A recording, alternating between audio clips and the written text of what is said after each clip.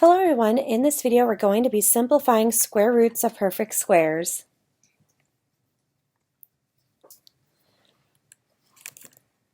When you're just beginning, you might want to have your list of perfect squares available so that you can refer to it easily.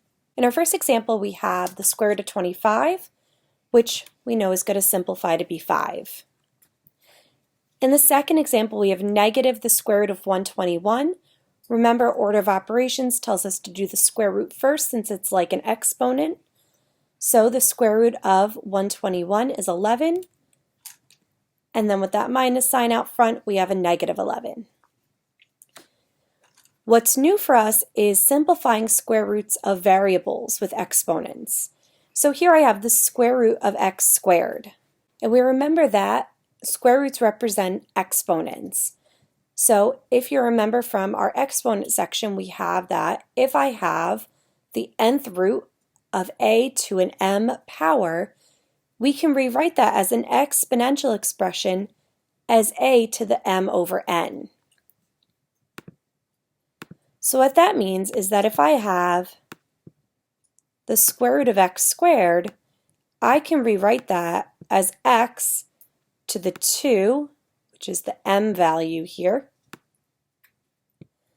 divided by 2, which even though we know it's not written, we know the index here to a square root is always 2.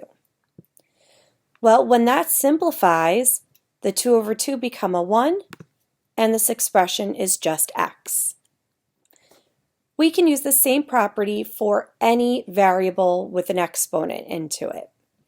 So I have the square root of y to the 4th.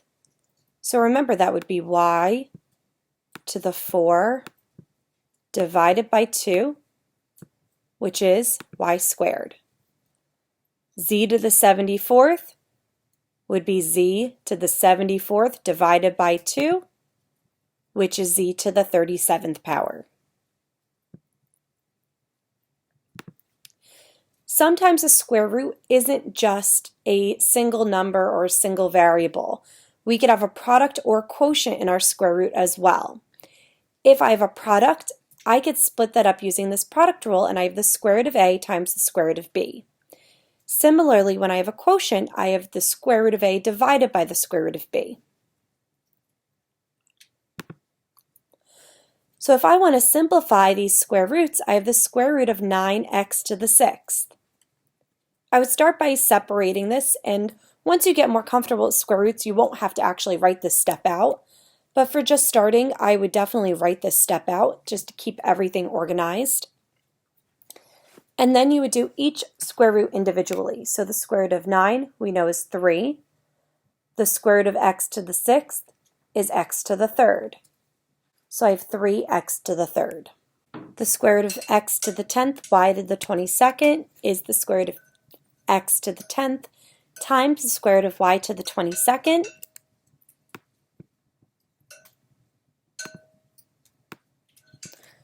Which is going to simplify to x to the 5th, y to the 11th. And lastly, here I have the square root of 169, x to the 16th, y to the 8th, z to the 2nd, which is the square root of 169 times the square root of x to the 16th times the square root of y to the 8th times the square root of z squared. Performing all of those square roots separately, I have 13 x to the 8th, y to the 4th, z.